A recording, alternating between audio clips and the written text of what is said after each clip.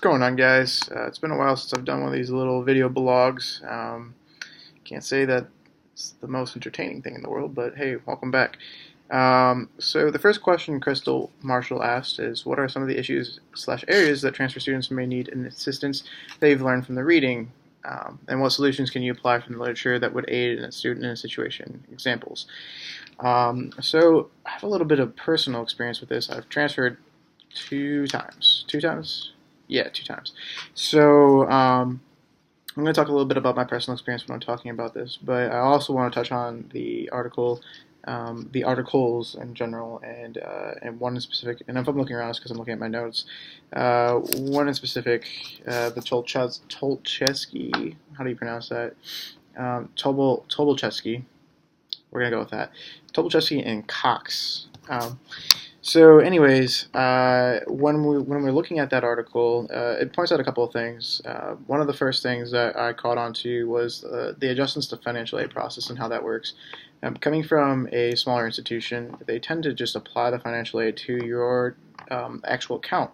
Now, when you go to a larger institution, that is not the case, and many students aren't aware of this, and it's not something that mentioned in the transfer process. And I'm actually have had that happen to me, where I went there assuming that everything was taken care of, and had my classes drop because of it. It's a very stressful process, and it is definitely not something they covered during the orientation for transfer students, which is also lacking 9 times out of 10. So that's one of the larger ones. Some other ones are adjustment to schoolwork. Transferring, a lot of students tend to come from a 2-year institution, so community colleges and whatnot, and the level of rigor is not exactly the same. While it can be, it's typically not. And what you find is that the schoolwork and the school load is a lot harder and more challenging at 4-year institutions. And you see this with many institutions going to community colleges during the summer to take some of their classes because they feel as though it'd be easier. And whether or not it is or not, that's to be determined by whoever takes it, but needless to say, it is still a barrier that is faced by transfer students. Another one is guidance. So a lot of students come in expecting to be guided through the process of everything, mostly because, again, at a smaller institution, they are.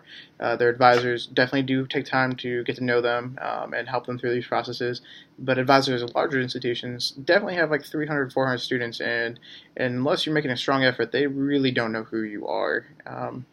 And so that's definitely a challenge that transfer students face. Is a kind of a shock, which is mentioned as like a transfer shock. Very real. It's almost as if you're going to a new culture. Because long story short, these students are coming to a new culture. A new university is a different culture than from what they're used to. And so in that essence, they need some more guidance and perhaps help navigating school and work. And this was talked about in class, actually, when we were discussing the fact that transfer students need just as much care, if not more, than freshmen or first-year students. And that is because they are essentially a first year to that institution.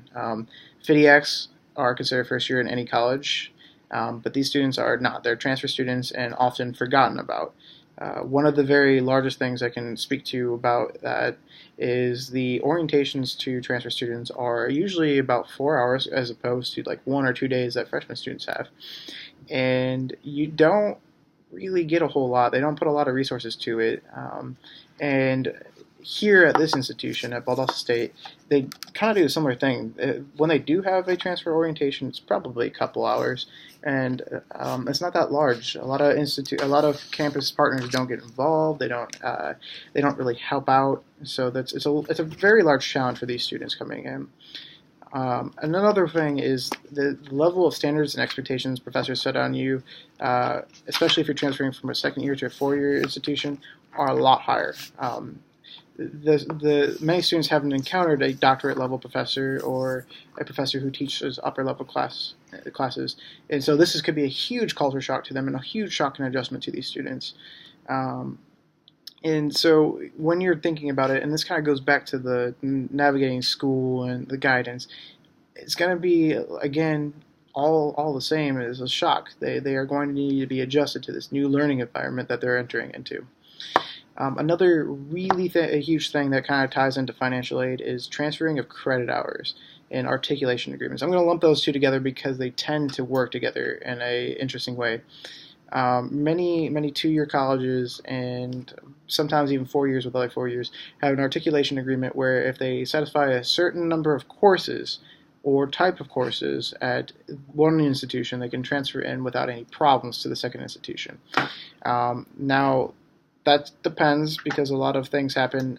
If one institution doesn't have their articulation agreement updated, students can go wrong and they can get pushed back.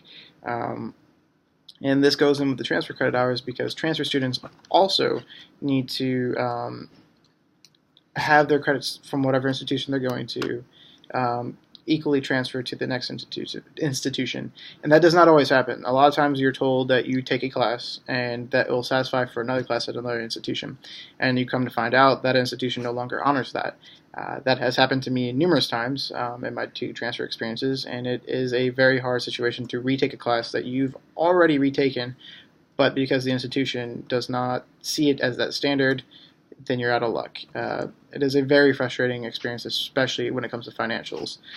And again, I'm speaking a lot of experience, but all of this is coming from the Tobolczewski and Cox article and reading, and then some of it also comes from the other readings that we had as well. So again, I think from my side of the perspective, having been a transfer student twice, a lot of attention needs to be given towards the actual process of the transferring credits and communication. There's just a lack of it, and whether it's because the institution is too large and doesn't have enough time for that, or what, perhaps a dedicated transfer guide or a transfer counselor in the admissions office could be beneficial. And they can kind of help set up here's what our college is about, here's what our institution is about. There's no need to have these students have to fight and travel through this process. And the second question was on organizational theory and what is it and what are the 3 forms of it. Organizational theory is a way of a framework of looking at things and looking at perspectives. So the first of that is the rational perspective, and again, this is where I'm referring to my notes more so.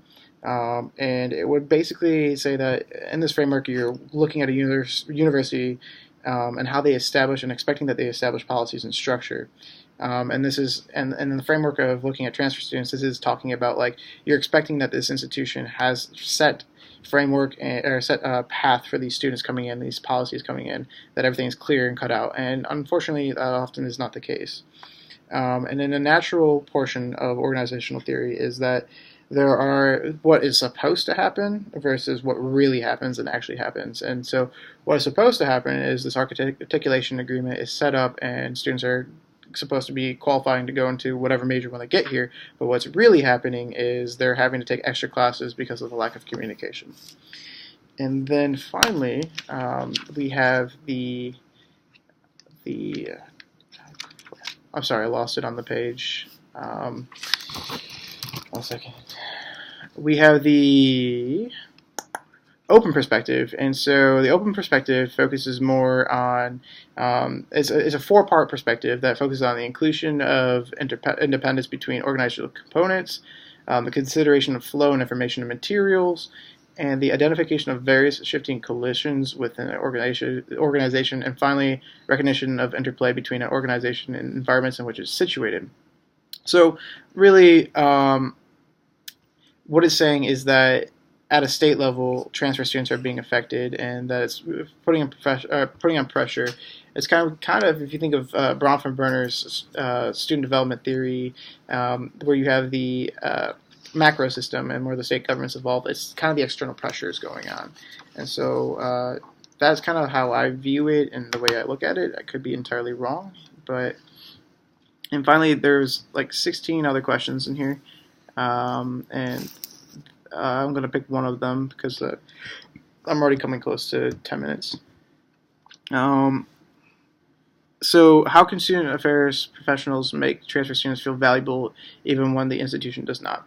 So what that comes down to is actually taking the time in general to know who your students are and talking to them and learning who they are and where they come from.